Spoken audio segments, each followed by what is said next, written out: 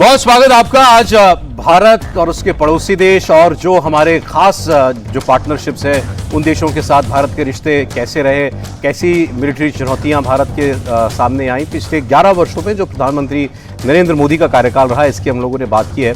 अब एक रिश्ता जो बड़ा जटिल साउंड करता है इस वक्त जब राष्ट्रपति ट्रंप अमेरिका में बैठे हैं, भारत और अमेरिका का रिश्ता, उसकी बात हम करें उससे पहले मैं आपको दिखाता हूं कुछ तस्वीरें अमेरिका की। ट्रंप के काल में इस वक्त जो कुछ अमेरिका में हो रहा है उसकी एक सुलगती हुई आग लॉस एंजलिस शहर में दिखाई दे रही है।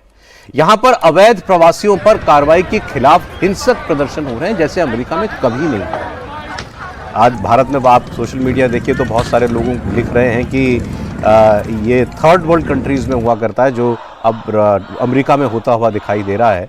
दरअसल राष्ट्रपति डोनाल्ड ट्रंप ने ये निर्देश दिए कि जो अवैध प्रवासी हैं इनके ऊपर कार्रवाई हो और इसके लिए उन्होंने अपने इमिग्रेशन और कस्टम के अधिकारियों को भेजा। और जब वो उन्होंने अपनी कार्रवाई शुरू की अवैध प्रवासियों के खिलाफ तो उसके खिलाफ विरोध प्रदर्शन होने लगे। उन्होंने नेशनल गार्ड भेज दिए 2000 की संख्या में और फिर उसके बाद उन प्रदर्शनकारियों का और नेशनल गार्ड्स का आमना सामना सड़कों पर होने लगा। अब ये पहला मौका है जब किसी राज्य की नेशनल गार्ड को गवर्नर की अनुमति के बिना भेजा गया है, इसलिए इंपॉर्टेंट भी है। लॉस एंजलिस में विरोध प्रदर्शन शुरू तब हुआ जब ये इमिग्रेशन और कस्टम विभाग आइस इसने लॉस एंजलिस में 2 होम डिपो, एक डोनट शॉप और एक फैशन डिस्ट्रिक्ट में कपड़ों के गोदाम समेत बहुत सारी जगहों पर छापे मारने शुरू किए और छापों में कई स्थानों पर संदिग्ध नकली दस्तावेज वाले श्रमिक उनको उन्होंने निशाना बनाया, उनको पकड़ा। जैसे ही एजेंट्स अंदर आए लोगों की भीड़ उन पर टूट पड़ी, इनके वाहनों को रोक दिया गया, हिरासत में लिए गए लोगों को रिहाई उनकी होने की मांग होने लगी और ये विरोध प्रदर्शन तेजी से फैलता गया। इसके बाद लोग फिर जो फेडरल बिल्डिंग्स हैं या डिटेंशन सेंटर्स हैं उनके बाहर इकट्ठा हो गए। पुलिस ने इस पर और सख्ती दिखाई और प्रदर्शनकारियों की रैली को गैर कानूनी घोषित कर दिया और इसके बाद पुलिस ने सैकड़ों की तादाद में प्रदर्शनकारियों को गिरफ्तार भी किया है, जिससे हिंसा और ज़्यादा बढ़ गई। लोगों ने पुलिस के ऊपर पथराव किया, उनकी गाड़ियों को आग लगा दी, फिलिस्तीन के झंडे लहराते हुए साफ साफ इसमें दिखाई दिए। अब ये अप्रवासी जो हैं ये कौन से देशों के हैं? जो मेन प्रॉब्लम है इलीगल इमिग्रेशन की अमेरिका की, वो जो उसके मेक्सिको के साथ जो उसका बॉर्डर लगता है या जो साउथ अमेरिकन देश है जहाँ से ज़्यादातर अप्रवासी आते हैं, ये इलीगल इमिग्रेंट्स आते हैं, वो तो है ही। अभी ट्रंप ने बहुत सारे देशों से अमेरिका के ट्रैवल पर प्रतिबंध लगा दिया है, तो बहुत सारे और देश हैं जिनके अवैध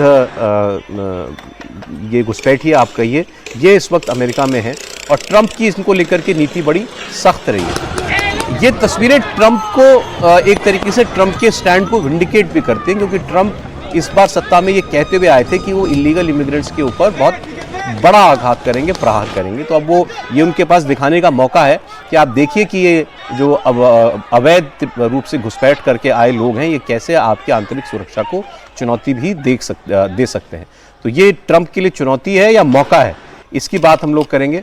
और दूसरा एक जो उनके घर में जो आग लगी हुई थी, एलन मस्क के साथ उनका झगड़ा, दुनिया के सबसे अमीर आदमी के साथ जो उनकी अदावत चल रही थी, कभी दोनों बिल्कुल ऐसा लगता था कि अभिन्न दोस्त हैं और उसके बाद दोनों ने एक दूसरे की पोल खोलना शुरू की, दोनों ने एक दूसरे की जो वित्तीय फाउंडेशंस हैं उनके ऊपर प्रहार करना शुरू किया।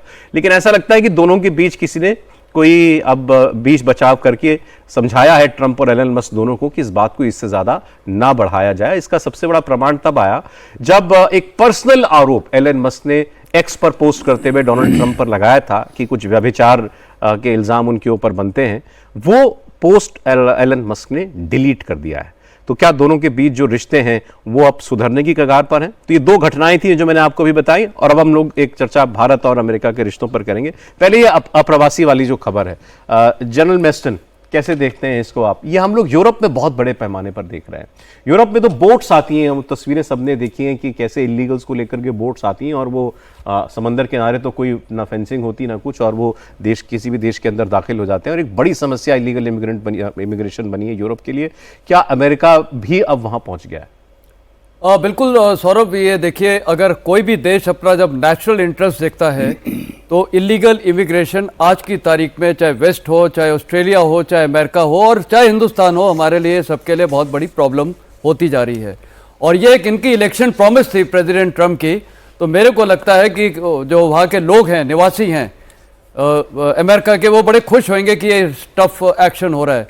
और ये साफ जाहिर है कि ये देखिए, कोई भी देश इलीगल इमिग्रेंट्स क्यों एक्सेप्ट करे, क्योंकि आप उस देश को तबाह करते हैं, फिर वहाँ टेररिज्म भी आप करते हैं। आपने देख लिया अमेरिका में, स्वीडन में, वेस्ट में कि कितने ये लोन वोल्फ अटैक्स हुए हैं। ये कौन आया? ये बाहर से इलीगल इमिग्रेंट्स आए हैं और फिर वो एक रेशियल वायलेंस शुरू हो जाता है। वो एक अच्छी चीज नहीं है। और मेरे ख्याल अभी वो देखा था हमने, इनकी एक लाइब्रेरी के बाहर 2 ज्यूइश दूतावास में काम करने वाले लोगों की हत्या तो 2 बार हो चुका है ये। एक तो अभी लाइब्रेरी में हुआ, उससे पहले भी एक गैदरिंग में थी, वहां पर अभी फायर कर दिया था। तो कहने का मतलब है, आपने देखा था मोलोटोव कॉकटेल फेंका था और ये बंदा जो था वो इजिप्ट से गया हुआ था।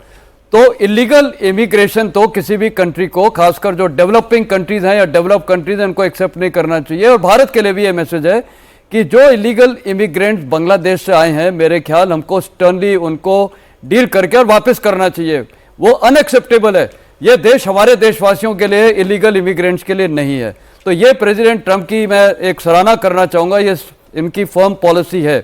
लेकिन जहाँ तक एलन मस्क का सवाल है, वो होना ही था। क्योंकि देखिए, एक चीज है, प्रेसिडेंट ट्रम्प ना एक मैच्योर्ड लीडर नहीं लगते हैं। आप तुलना अगर करिए प्राइम मिनिस्टर मोदी की और प्रेसिडेंट ट्रम्प की, तो मैच्योरिटी फैक्टर मेरे ख्याल यहाँ 10 है, तो वहाँ पर तकरीबन 0 है।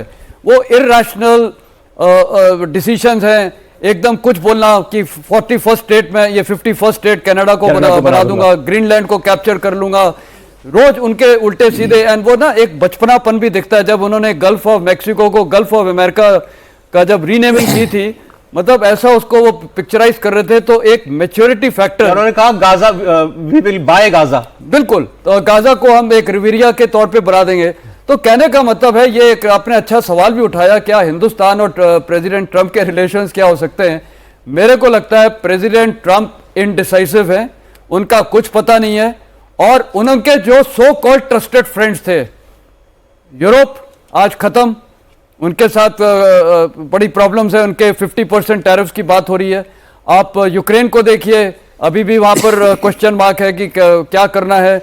और इजराइल में आप देख लिए, फिलहाल जब ये प्रेसिडेंट प्राइम मिनिस्टर नेतन्याहू ने कुछ फर्म एक्शंस लिए थे, गाजा को फिर से जो अभी एक्शन लिए हैं उस पे कंडेमनेशन हुआ। जब मिडिल ईस्ट के दौरे पर अभी सऊदी अरब का सब गए और उनको पैम्परिंग अच्छी लगती है, वो इजराइल भी नहीं गए। और दूसरा पैम्परिंग मतलब, एक वो अमीर ऑफ कतार ने उनको एक जहाज दे दिया था एज एयरफोर्स 1 के लिए, तो उनको पैम्परिंग और ये सब अच्छी लगती है। तो ये एक लीडरशिप क्वालिटीज नहीं है। तो प्राइम मिनिस्टर मोदी और जो प्रेसिडेंट ट्रंप की डीलिंग है, मेरे ख्याल प्राइम मिनिस्टर मोदी भी समझते हैं कि प्रेसिडेंट ट्रंप एक सीरियस मैन नहीं है।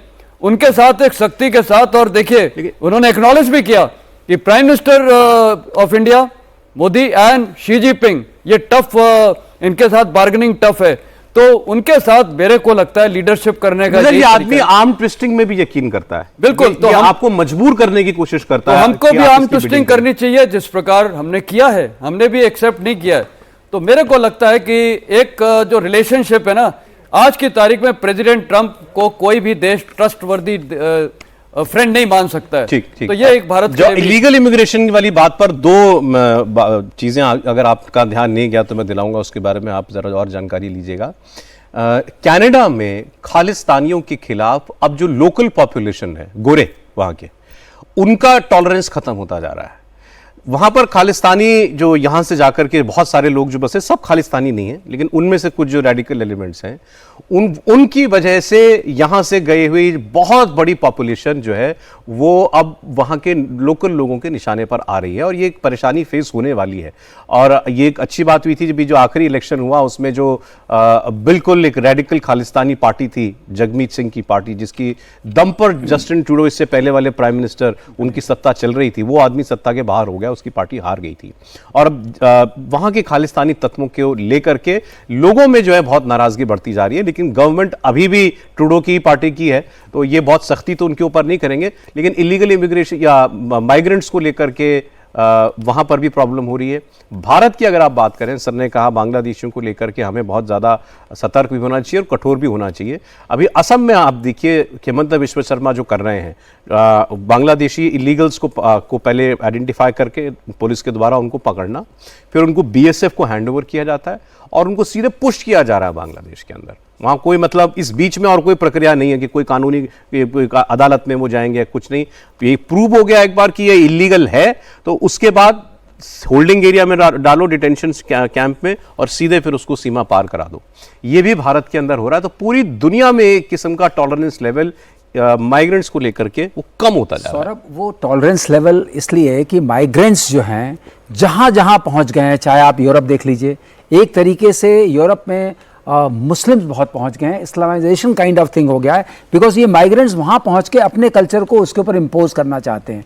यहाँ पर यूएस में एक अलग तरीके की प्रॉब्लम है, it's a country of migrants. वहाँ पर ये माइग्रेंट्स जो आए हैं इलीगल, उसने कभी नहीं कहा था लीगल माइग्रेंट्स को हम करेंगे, लेकिन इलीगल माइग्रेंट्स ने एक तरीके से पूरा देश कैप्चर कर लिया है। और जो भी इलीगल माइग्रेंट्स आते हैं, आपको एक चीज़ सौरभ बता दें, ज़्यादातर उसमें ऐसे होते हैं जो अपने देश में नहीं रह सकते हैं because of some crime, because of some other things. तो ऐसे हो इलीगल, जो लीगल आते हैं वो एक डिफरेंट तरीके के हैं, वो एक अपने रास्ते से आते हैं। इलीगल माइग्रेंट्स में ऐसे लोगों की संख्या भी बहुत होती है, तो वो जो बिजनेस वो करते रहे उसको फैलाते हैं, तो उस देश में अस्थिरता आती है।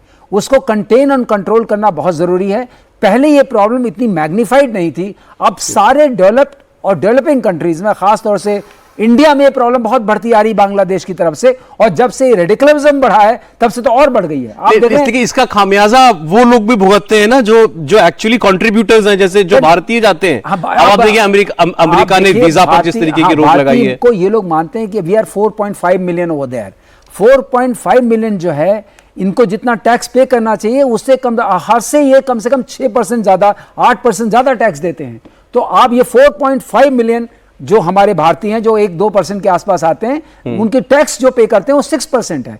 तो आपने देखा भी होगा, ट्रम्प ने कई बार कहा है I love Indians and all that, एक स्टेटमेंट दे चुका है, क्योंकि इंडियंस वहां जाते हैं लीगल रास्ते से और ज्यादातर अपना लीगल काम करते हैं, टैक्स पे करते हैं एंड दे रिमेन कंप्लायंट। आज अगर आप अमेरिका का वीजा लेने जाइए सर, तो कई साल के बाद की डेट मिलती है वीजा, टूरिस्ट, आम टूरिस्ट। मुझे एक बस कहने में वो हो रहा है कि जो हम प्रॉब्लम फेस करते रहे, टेररिज्म का, इलीगल माइग्रेशन का, अब ये डेवलप्ड कंट्रीज भी फेस कर रही हैं, समझ रही हैं और उसको रिकॉग्नाइज कर रही हैं। कि जैसे जनरल मेस्टर ने कहा था कि जो हमारा कंट्री इतना बड़ा है, 140 करोड़ पीपल, 140 करोड़ पीपल, इस कंट्री को कंटेन, कंट्रोल करना, और डेमोक्रेटिक कंट्री में फॉल्ट लाइंस बहुत होती हैं, तरह तरह के लोग फ्रैक्चर्स क्रिएट कर सकते हैं, उसमें सबको कंटेन, कंट्रोल करना। अगर मैं आपसे यहाँ कहना चाहूँगा, चूंकि हम मोदी के रेजीम की बात कर रहे थे, तो ये बहुत बड़ी सफलता है इस देश को साथ रखना, कॉन्फ्लिक्ट्स में टुगेदर रखना और कॉन्फ्लिक्ट्स को जीतना और मैसेज देना, we are united. It's a great message and great respect. हम लोग आम बातचीत में भी एक बात कहते हैं कि भाई क्या बोलना से ज्यादा महत्वपूर्ण है कब बोलना या ना बोलना। अगर आप अभी ट्रंप और प्राइम मिनिस्टर मोदी दोनों की बात अगर इसको आप लें, ट्रंप ने आकर के पूरी दुनिया पर टैरिफ लगाए तो भारत के ऊपर भी टैरिफ लगाए। तब भी हमारा विपक्ष ने कहा कि आप बोलिए, ट्रंप के खिलाफ कुछ बोलिए, मोदी ने कुछ नहीं कहा। उसके बाद ये ऑपरेशन सिंदूर के बाद उन्होंने क्रेडिट लिया कि मैंने सीज फायर करवा दी, बार बार इस बात को बोला। यहाँ बड़ा प्रेशर क्रिएट किया गया कि प्राइम मिनिस्टर मोदी जवाब क्यों नहीं देते हैं, मोदी चुप है, मोदी जवाब नहीं दे रहे हैं। हाँ। क्या ये भी एक किस्म का जवाब है जनरल साहब? बहुत बड़ा। या you are waiting your time, मतलब ये एक किस्म का बवंडर आया हुआ है, इसको गुजर जाने दें एक बार। बिल्कुल सौरभ, देखिए मैच्योरिटी किसी डिप्लोमेट की या डिप्लोमेसी की यही होती है कि आप किसी कंट्रोवर्सी के अंदर घी मत डालें। आप कंट्रोवर्सी है तो वो समय पे अपने आप सुलझ जाएगी, लोगों को सत्य पता चल जाएगा।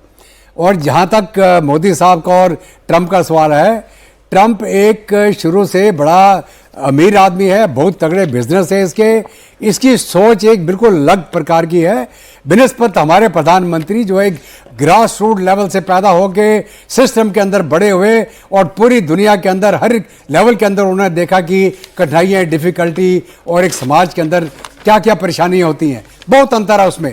तभी आपने देखा होगा कि जो ट्रंप का बिहेवियर है, किसी भी देश का जो वहाँ जाता है नेता, उसके साथ किस प्रकार वो पेश आता है। वो समझता है कि वो मतलब वो बॉस है उसका, तो ये जो उसके दिमाग के अंदर फतूर घुसा हुआ है, उसको भी समझ है कि किसके सामने बोलना है, किसके सामने नहीं बोलना। और यही चीज़ जो है मोदी साहब ने उसको दर्शाई है ट्रंप को। और अभी जहाँ तक नेशनल इंटरेस्ट का सवाल है, हर एक देश का अपना नेशनल इंटरेस्ट होता है। एलन मस्क का भी अपना इंटरेस्ट था और इसका ट्रंप का भी था। एलन मस्क को बाइडेन के टाइम में उन्होंने रूल निकाला था कि जो इलेक्ट्रिक कारें हैं वो उनकी जो परसेंटेज है यूएस रोड्स के ऊपर वो बढ़ जाएगी और जो टेस्ला के बहुत बड़ा फायदा होगा। ट्रंप ने बोला है ये बायर की मर्जी है कि वो पेट्रोल खरीदना चाहता है कि डीजल खरीदना चाहता है, यहाँ वो इलेक्ट्रिक गाड़ी खरीदना चाहता है। इसके ऊपर इनकी जो लड़ाई हुई थी, किसकी? एलन मस्क की और ट्रंप की। तो आस्ते आस्ते इनको समझ आया होगा कि वो जो एक फाइल की बात कर रहा है वो बहुत पुराना किस्सा है फाइल उसका। हाँ, उसका आज के दिन में ट्रंप के ऊपर कोई वही ट्वीट इन्होंने वापस लिया, डिलीट कर दिया। वो इसलिए क्योंकि एक जवानी का समय और एक बुढ़ापे का समय। अब ट्रंप क्या करेगा? सर वो आरोप बड़ा गंभीर है, वो बहुत खतरनाक इल्जाम है। तो खूनी रहेगा। नहीं नहीं दत्ता साहब, वो इतना खतरनाक है बिकॉज वो आदमी जो है वो जेल्ड, अंडर एज बच्चों के साथ बेसिकली। तो अगर एक आदमी खूनी था वो खूनी ही रहेगा, जब पकड़ा जाएगा उसके ऊपर खून का इल्जाम लगेगा। हम उसको अवॉइड करते हैं, वो हमारे सिलेबस में नहीं है। तो कोई बात नहीं। अभी जहां तक भारत का सवाल है, हम एट इक्वल फुटिंग बात करते हैं उससे। हम उसके हेजेमनी के नीचे नहीं आते हैं, ना हम दबाव के नीचे आते हैं, ना हम उसके वो threat of we will do business. What business? हमें बिजनेस करने की जरूरत नहीं है। भारत के अंदर अपनी खपत इतनी है कि हम अपनी मार्केट अंदर ही चला सकते हैं। नहीं सर, उसमें भी अगर आप देखिए तो भारत का जवाब बड़ा मैच्योर था जब ये पूरी दुनिया पर एक पूरा कार्ड लेकर के आए थे ये कि देखो ये देश इतना टैरिफ लगाते हैं और मैंने इन पर उतना ही, जितना ही मुझ पर टैक्स लगाते हैं उतना ही मैंने लगा दिया है। हाहाकार मच गया पूरी दुनिया के अंदर। लेकिन उस वक्त भारत कुछ नहीं बोला। हमने इनसे ये कहा कि ओके हम आपसे नेगोशिएट करेंगे और हमारी टीम्स का इनकी टीम्स के बीच में हो चुकी है 1-2 राउंड की बात। सर मैं कहना चाहूँगा देशों की, जो हम इंडिविजुअल्स की बात कर गए, अगर आप देश की बात करिए तो हमारा उनके साथ एंगेजमेंट है बहुत बड़ा है। हम उनके मेजर डिफेंस पार्टनर हैं। उन्होंने जो हमारी सिविल न्यूक्लियर डील थी 1, 2, 3 वाली वो चल रही है। हम उनके साथ टेक्नोलॉजी ट्रांसफर कर सकते हैं बिकॉज हमारे बहुत सारे फाउंडेशनल एग्रीमेंट हो गए हैं। हमने उनसे बहुत मेजर वेपन सिस्टम्स लिए हैं। वो जो MQ-9B जो रीपर उनका अनमैन कॉम्बैट एयर व्हीकल है वो किसी को नहीं देते, हमें दिया है।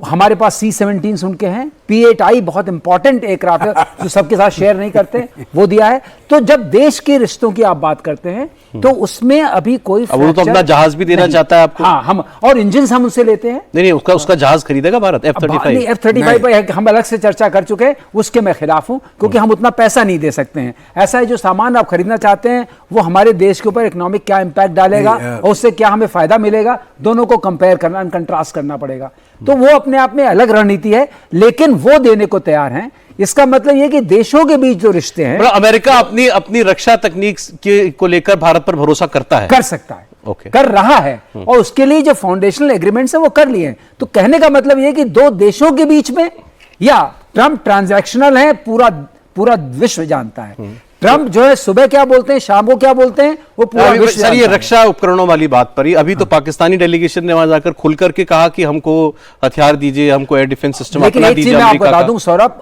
अमेरिका किसी को मुफ्त में हथियार नहीं देता है, तो वो मुफ्त में हथियार तो देंगे नहीं। अब वो पाकिस्तान से पूछेंगे हम आपको हथियार देंगे तो आप हमें क्या देंगे? इंस्लेवमेंट, अपना इंफ्रास्ट्रक्चर हमें लीज करेंगे। उससे बहुत सारे इंटरेस्ट हैं अमेरिका के। आपको बताएं $40 बिलियन का उन्होंने 10 ईयर्स का तो दिया ही है, हर साल 4 बिलियन रिलीज करेंगे। लेकिन जब भी वो कोई हथियार देते हैं उसके साथ एंड यूज की एक क्लॉज होता है। जैसे उनके पास जो F-16 है वो इसी उस बात पे दिए गए हैं कि आप इसको सिर्फ टेररिज्म के अगेंस्ट यूज करेंगे। और ये हमेशा कहा जाता है कि अगर आपने उसको, उनकी एक टेक्निकल सुपरवाइजरी टीम भी रहती है पाकिस्तान में, तो कोई भी उनसे सामान जो आएगा उसकी स्ट्रेटजिक जो हम बोलते हैं सोवरेनिटी, इंडिपेंडेंस उस कंट्री के पास नहीं रहती यूज करने की। आपको एक बता, हमारे रिश्ते ऐसे हैं, हमारे साथ P-8I आया है, हमारे पास C-17 आया है, हमारे पास MQ-9 आया है, but we have no end use conditions. ये दिखाता है कि आपकी मैच्योरिटी, दो कंट्रीज एक दूसरे से मैच्योर तरीके से इंगेज कर रहे हैं। ये बहुत बड़ी बात है। अदरवाइज अमेरिका कभी भी किसी छोटे कंट्री को बिना एंड यूज रिस्ट्रिक्शन के अपना कोई भी हथियार नहीं देता है।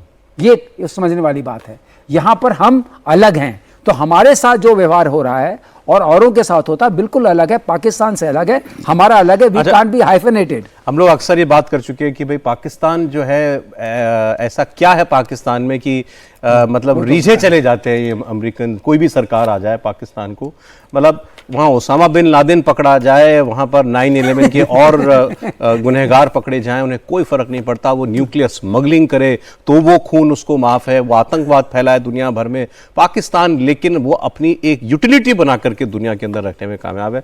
अभी एक अमेरिकन एनालिस्ट ने जो है उनसे ये सवाल हुआ कि भाई पाकिस्तान में ऐसा क्या है, तो उन्होंने जवाब ये दिया था कि पाकिस्तान ने बहुत चालाकी के साथ और कई दशकों से अमेरिका के अंदर अपने एसेट्स कल्टीवेट किए हैं, जो वहाँ की सरकार के अंदर बैठे हुए हैं। वो एक जाता है दूसरा आता है तो ये उस पर काम करना शुरू कर देते हैं, और वो एक अलग किस्म की कला है, वो भारत काम करता नहीं है, उसके टूल्स बड़े अलग अलग किस्म के होते हैं। आप कैसे किसी आदमी को उसके इंटरेस्ट अपने से जोड़ सकते हैं, अब ज्यादा नहीं कह सकते, लेकिन जैसे हमारे हनी ट्रैपिंग होती है, वो क्या होता है कि आपने किसी को फंसाया लड़की के चक्कर में और फिर उसका आपने बाद में इस्तेमाल किया, उस डोमेन का भी इस्तेमाल ये लोग कर लेते हैं। एक बात और कह दीजिए, आईएसआई कैसे जन्मा है? आईएसआई जो है सीआईए का के वोम से निकला है। दोस्तों सारी ट्रिक्स मालूम है? नहीं, तो उनका बच्चा है, उसने अपने एसेट्स क्रिएट किए हैं जो सीआईए के भी एसेट्स हैं। तो डीप स्टेट का, पाकिस्तानी डीप स्टेट से एक बहुत जगलर वेन है, वो जो बात करते हैं ना, ये वाली नस वो लगी हुई है, यही चक्कर है। दूसरा हम हमेशा शराफत में ही मारे जाएंगे। देखिए सौरभ, आपने बहुत अच्छी चीज़ भी, जब मैं अफगानिस्तान में था मैंने भी इसको बहुत एनालाइज किया। पाकिस्तान की एक खूबी है, मैनिपुलेटिव टेक्निक्स जो है ना उनकी बहुत ही अव्वल दर्जे की हैं, स्ट्रेटेजिक मैनिपुलेटिव टेक्निक्स। उन्होंने ऐसा होल्ड अमेरिका में किया है। आप इधर भी देख लिए, कनाडा की आपने अभी बात की है, ये जो वहाँ पर खालिस्तान को सपोर्ट कर रहा है, ये कौन कर रहा है, कौन करवा कर रहे हैं, ये सारी पाकिस्तान करा रहे हैं। और एक और अब मैं चीज़ बताऊँ, मेरे को एक थोड़ा कंसर्न लग रहा है भारत के लिए। आज जो प्रेसिडेंट ट्रंप का अभी एक बहुत बड़ा ईगो क्लैश हो गया है, किसके साथ? प्रेसिडेंट पुतिन के साथ, क्योंकि इन्होंने ही घोषणा की थी कि मैं एक दिन में ये युद्ध रखवा दूंगा, और अब तो वो युद्ध बढ़ता जा रहा है। और हो सकता है कि आप हैरान मत होइएगा कि ये ego clash, and he is a egoistic person, बिल्कुल, वो हो सकता है कि आज भारत पे एक प्रेशर डाले और चीन पे भी कि आप इकोनॉमिक सैंक्शंस वाला, कि आप ये रूस से तेल खरीदना बंद कर दो, क्योंकि प्रेसिडेंट पुतिन को घुटने में लाने का यही तरीका, और तो कुछ नहीं है। तो ये हम पर दबाव डाल सकते हैं। तो भारत को इसके लिए भी तैयार होना पड़ेगा, और इसमें पाकिस्तान की मैनिपुलेशन भी पॉसिबल है वहां पर ये कराने की। ये भारत के लिए एक बड़ा एक चेतावनी का है। आज बड़ा डिटेल में डिस्कशन हुआ हमारे इंटरनेशनल रिश्तों को लेकर के और हमारी डिफेंस प्रिपरेडनेस को लेकर के। कल कुछ और खबरों के साथ हम लौटेंगे। आज समय इतना ही था। मेरे जनरल दत्ता, मेरे जनरल मेस्टन, वाइस मार्शल श्रीवास्तव, बहुत शुक्रिया आपका।